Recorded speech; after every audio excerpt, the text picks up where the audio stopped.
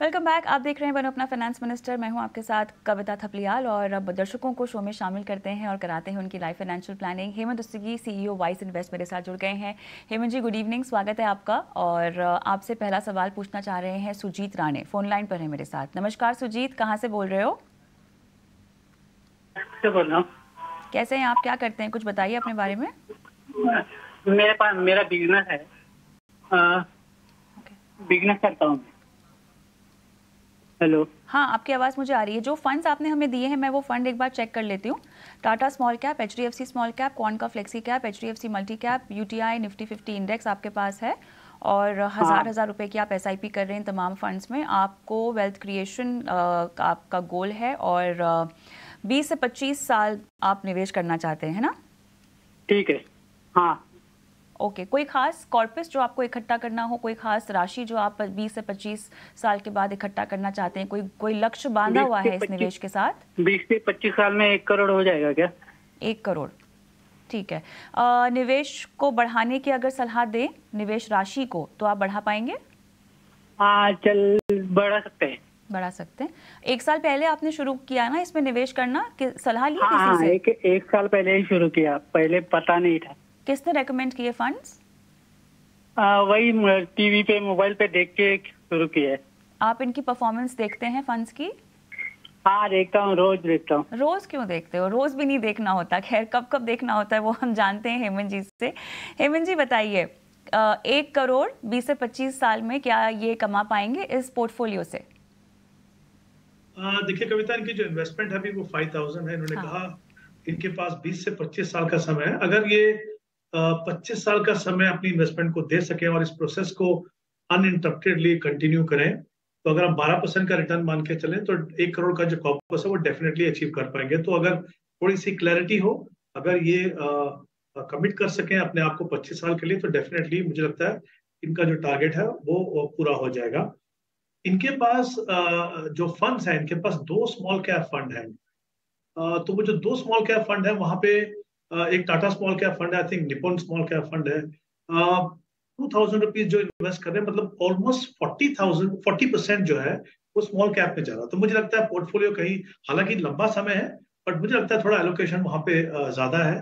तो वो जो एक स्मॉल कैप फंड जैसे टाटा स्मॉल कैप फंड, उसकी SIP अगर ये डिसकंटिन्यू करें और वो पैसा जो है HDFC मल्टी कैप में लगाएं, क्योंकि मल्टी कैप में क्या, तीनों सेगमेंट आपको मिलेंगे, लार्ज, मिड और स्मॉल।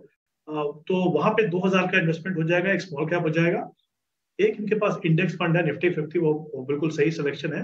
और एक उनके पास क्वांट फ्लेक्सी कैप फंड है। तो I think in terms of allocation to different segment वो भी सही होगा।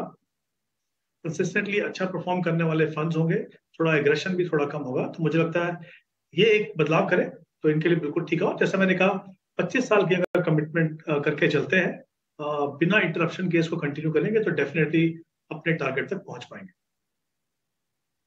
है सुजीत, आपको निवेश राशि बढ़ानी होगी और कुछ बदलाव जो रेकमेंड किए गए हैं हेमंत जी की तरफ से।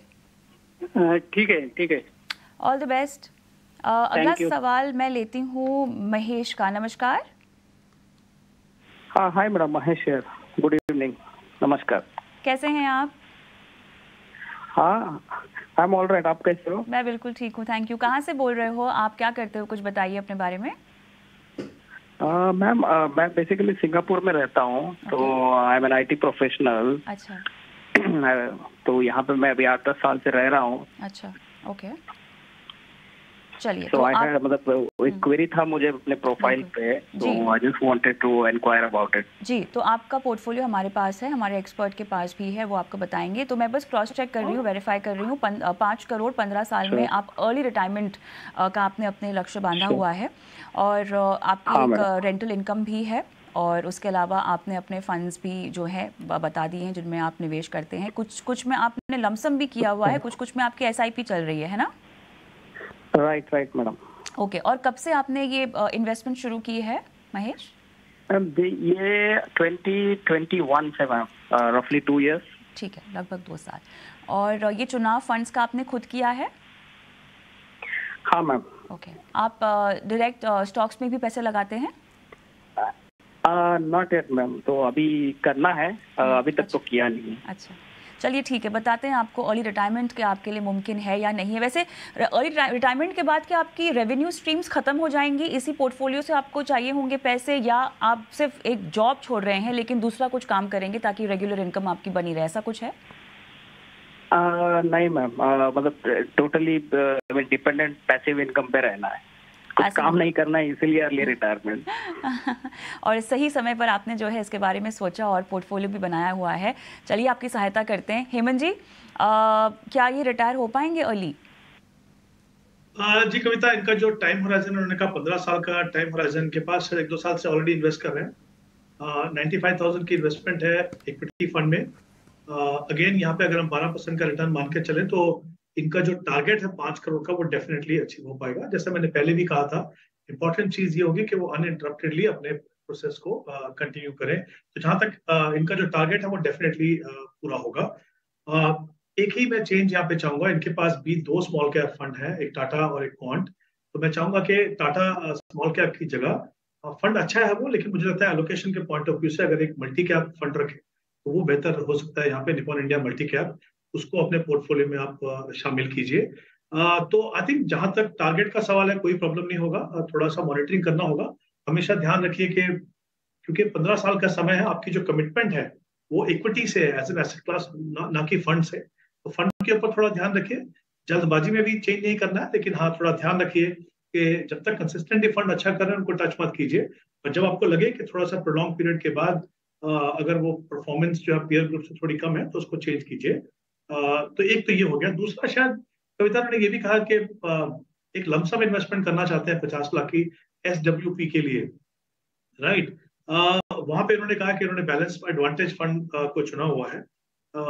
तो मुझे लगता है कि SWP एक बहुत ही स्मार्ट स्ट्रेटेजी है, क्योंकि जैसा इन्होंने कहा कि इनको पैसिव इनकम चाहिए और वही उनका पर्पज है अर्ली रिटायरमेंट का। तो एक तो वो टैक्स एफिशिएंट है, दूसरा मार्केट लिंक प्रोडक्ट में होने के बावजूद भी आपको जो जितनी इनकम चाहिए वो चाहिए मिलती रहेगी। लेकिन of course you have to be careful कि आप कितना पैसा वहां से निकाल रहे हैं। तो मेरा ये मानना है कि अगर उनके पास लमसम है 50 लाख का, तो फिर वो इक्विटी फंड में इन्वेस्ट करें, क्योंकि 12 साल का समय है उनके पास। शायद 12 साल के बाद इन्होंने कहा कि उनको पैसे की जरूरत होगी उस जो रेगुलर इनकम की, तो वो आप इक्विटी में लगाइए। 10 साल के बाद आप उसको बैलेंस एडवांटेज फंड में शिफ्ट कीजिए, ताकि जब आपको पैसा निकालना हो तब तक वो कैपिटल गेन जो है वो लॉन्ग टर्म हो चुके हो। उसके बाद आप SWP कीजिए। इनफैक्ट पूरे पोर्टफोलियो में भी सिस्टमैटिक विड्रॉल प्लान आपकी स्ट्रेटेजी के लिए बिल्कुल सही रहेगा, लेकिन वहां पे थोड़ा सा पोर्टफोलियो आपको रीबैलेंसिंग करना होगा इन टर्म्स ऑफ एसेट एलोकेशन, ताकि आपको ग्रोथ भी मिलती रहे और जो रेगुलर इनकम है वो भी मिलती रहे। थोड़ा सा इक्विटी एक्सपोजर कम होगा, मे बी हाइब्रिड फंड्स का रोल आपके पोर्टफोलियो में उस समय पे थोड़ा ज्यादा रहेगा। चलिए, बहुत बढ़िया। महेश, कोई सवाल पूछना है आपको हेमंत जी से? नहीं मैम, आई थिंक क्लियर हो गए चीजें, तो thank you so much. All the best Mahesh. और अगले दर्शक की ओर हम बढ़े उससे पहले आप सभी को बता दें कि अगर आप भी एक NRI दर्शक हैं और अपनी फाइनेंशियल प्लानिंग हमारे साथ करवाना चाहते हैं, कुछ नहीं करना है आपको, बस ये व्हाट्सएप नंबर नोट डाउन कर लेना है। अपने सवाल आप हमें यहाँ पर व्हाट्सएप कर दीजिए, हम आपके सवालों को शो में शामिल करेंगे। अगर आप ऐसे दर्शक हैं जो हमारे साथ कैमरे पर भी आ सकते हैं ताकि हम आपको मिलवाएं हमारे एक्सपर्ट से, तो आप वो भी अपनी मंशा को जताएं और बोलिए कि आपको शो में आना है, शिरकत करनी है, तो हम आपको जोड़ने की कोशिश करेंगे। और सवाल तो आप भेज सकते हैं व्हाट्सएप पर, और यूट्यूब पर भी हमें देखिएगा, क्योंकि ये शो तो लाइव जाता है, पुराने शोज़ भी जाते हैं। और कमेंट बॉक्स में अपने सवाल ज़रूर डालें। आगे बढ़ते हैं और मेरे साथ पटेल साहब फोन लाइन पर हैं अभी। नमस्कार। नमस्कार मैम, हाउ आर यू? मैं बिल्कुल ठीक, आप बताएं कैसे हैं? मैं ठीक हूँ सर। कहाँ से बोल रहे हो आप? मैं बॉम्बे से बोल रहा हूँ। ओके, चलिए, तो टोटल SIP आप कर रहे हैं 20,000 की, और 2019 से जो है आपने शुरुआत किया है अपना इन्वेस्टमेंट। अच्छा, आपने अलग अलग प्रोफाइल भेजे हैं, आपने अपना प्रोफाइल भी भेजा और आपकी वाइफ का भी भेजा है ना? हाँ। और राइट, तो मेरे ख्याल से डिटेल्स हमारे पास है। मैं सीधा हेमंत जी की ओर रुख करती हूँ। हेमंत जी बताइए, इन्होंने 3 पोर्टफोलियोज भेजे हैं। जी कविता, इन्होंने 3 पोर्टफोलियो भेजे हैं, खुद का है, शायद उनके स्पाउस और जो चाइल्ड का पोर्टफोलियो है। इन्होंने कहा कि इनका जो गोल, उन्होंने एक ही गोल बताया है कि मे बी 3-4 साल के बाद उनको 50 लाख रुपीस की जरूरत है।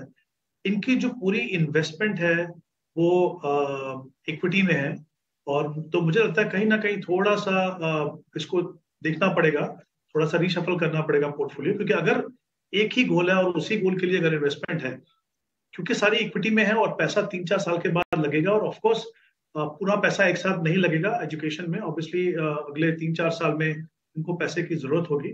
तो मुझे लगता है कि एक तो इनका जो गोल है उसको थोड़ा सा इनको रीअलाइन करने की जरूरत है, कि जैसे मैंने कहा कि पूरा पैसा एक साथ नहीं लगेगा, over a period of time उनको पैसा लगेगा, तो हर साल में कितना कितना पैसा हो, क्योंकि वो कहीं ना कहीं इनकी जो स्ट्रैटेजी है उसको बनाने में मदद करेगा। अगर हम इनके पोर्टफोलियो को देखें ओवरऑल, तो देखिए मुझे लगता है पूरे तीनों पोर्टफोलियो देखने की बात कर रहा हूँ, तो 2 मिड कैप फंड है, 3 स्मॉल कैप फंड है, तो जाहिर सी बात है इस टाइम होराइजन के लिए ये पोर्टफोलियो थोड़ा अग्रेसिव है। इनकी जो अपनी इन्वेस्टमेंट है, उन्होंने कहा 20,000 की एसआईपी है, 3 फंड में इन्होंने अपनी एसआईपी को बंद किया है, लेकिन जहां पे इन्होंने कहा है कि आप इन्वेस्टमेंट कर रहे हैं वो एसबीआई कॉन्ट्रा, मतलब एक ही फंड है, वो पूरी इंफॉर्मेशन नहीं है कि वो और कहाँ पे फंड कर रहे हैं, कहाँ पे इन्वेस्टमेंट कर रहे हैं। तो मेरा ये मानना है, क्योंकि इनके पास बहुत लंबा समय नहीं है, तो वहां पे हाइब्रिड फंड इनके पोर्टफोलियो के लिए, स्पेशली ये जो गोल है जहां पे इनको बच्चे की पढ़ाई के लिए पैसा चाहिए, वो थोड़ा सा रियलाइन करिए। और जैसे मैंने कहा, हर साल में कितना पैसा लगेगा वो अगर थोड़ी और डिटेल हो तो डेफिनेटली इनकी प्लानिंग जो है वो और अच्छे तरीके से हो सकती है। पटेल साहब, सलाह समझ में आ गई आपको? जो बंद किया है उसको मैं कंटिन्यू, उसमें से कोई भी एक चालू कर सकता है क्या? वो तीनों के तीनों में रिडीम कर दो। हेमंत जी, देखिए मेरा ये कहना है कि जैसा मैंने आप पहले भी बताया कि आपको अगर पैसा 3-4 साल के बाद जरूरत है, आपके इक्विटी फंड शायद आपके लिए सुटेबल नहीं रहेंगे, तो आप धीरे धीरे पैसा, क्योंकि आपने वहां पे एसआईपी तो बंद कर ही दिया है, ऑब्वियसली आपका कुछ कारण रहा होगा, आप उन फंड की परफॉर्मेंस से खुश नहीं होंगे, तो धीरे धीरे आपके पास मौका है कि आप बैलेंस एडवांटेज जो हाइब्रिड फंड्स हैं उनके अंदर पैसा लेके जाए, क्योंकि जैसा मैंने कहा कि आपको वो जो अमाउंट है वो स्टैगर्ड वे में लगेगा, एक साथ नहीं लगेगा। इक्विटी में रहना ऑब्वियसली वे 3-4 साल के टाइम होराइजन से बिल्कुल ठीक नहीं है, तो धीरे धीरे अपने पोर्टफोलियो का रीबैलेंसिंग करना शुरू।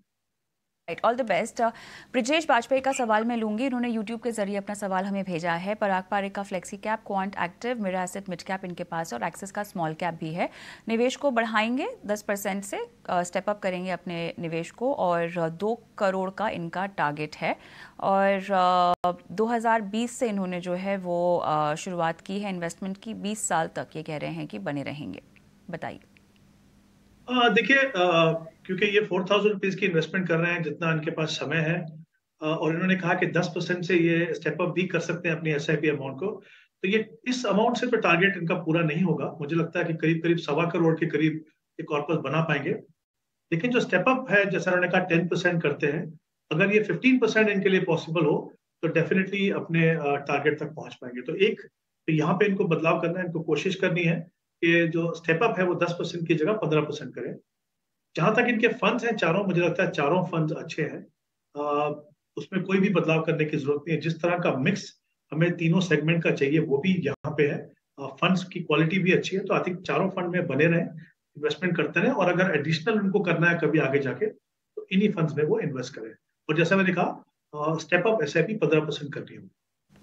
चलिए रुक कर लेते हैं अब निवेश के गुरु मंत्र की ओर।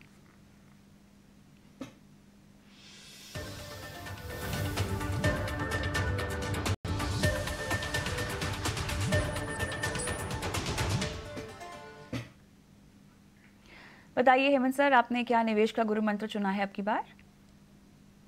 कविता, जो मैं कहने वाला हूं, हमने शायद काफी बार उसके ऊपर बात किया, मैं फिर से चाहूंगा थोड़ा सा रीएम्फसाइज करना, कि जब आप इक्विटी फंड में इन्वेस्ट करते हो, चाहे आप एसआईपी से इन्वेस्ट करें और किसी भी तरीके से इन्वेस्ट करें, तो ये समझ के चलिए कि वॉलेटिलिटी जो है ये बहुत एक नेचुरल फिनोमिना है स्टॉक मार्केट का। तो बहुत इंपॉर्टेंट है कि आप इन्वेस्ट करने से पहले अपना टाइम होराइजन देख लें, अपनी एसेट एलोकेशन। एसेट एलोकेशन का मतलब है कि डिफरेंट एसेट क्लासेस में कितना पैसा जाए, और उस प्रोसेस को इररिस्पेक्टिव ऑफ मार्केट कंडीशन आपको कंटिन्यू करना है। क्योंकि हमेशा ये याद रखिए कि सिस्टमैटिक इन्वेस्टमेंट का सबसे बड़ा फायदा ये है कि आप अपनी इमोशंस को अपने इन्वेस्टमेंट प्रोसेस से बाहर रखते हैं, राइट। तो वही चीज को अगर आप बाद में लाएंगे, कुछ हैपहैजर्ड डिसीजन लेंगे या जल्दबाजी में लेंगे, तो वो आपके लिए ठीक नहीं होगा। वॉलेटिलिटी को आप अपने स्ट्राइड में लीजिए और अपने प्रोसेस को कंटिन्यू कीजिए। सही मायने में जो इक्विटी का आपको फायदा होना चाहिए लॉन्ग टर्म में, वो आपके पोर्टफोलियो को मिलेगा।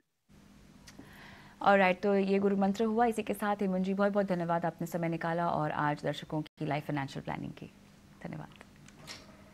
हम आगे बढ़ते हैं। निवेश को बढ़ावा देने के लिए ET9 स्वदेश ने खास कदम उठाए हैं और इस कदम में और इस कड़ी में हम आपको बताएंगे कि SIP आखिर क्या है और कितने फायदे की चीज़ है।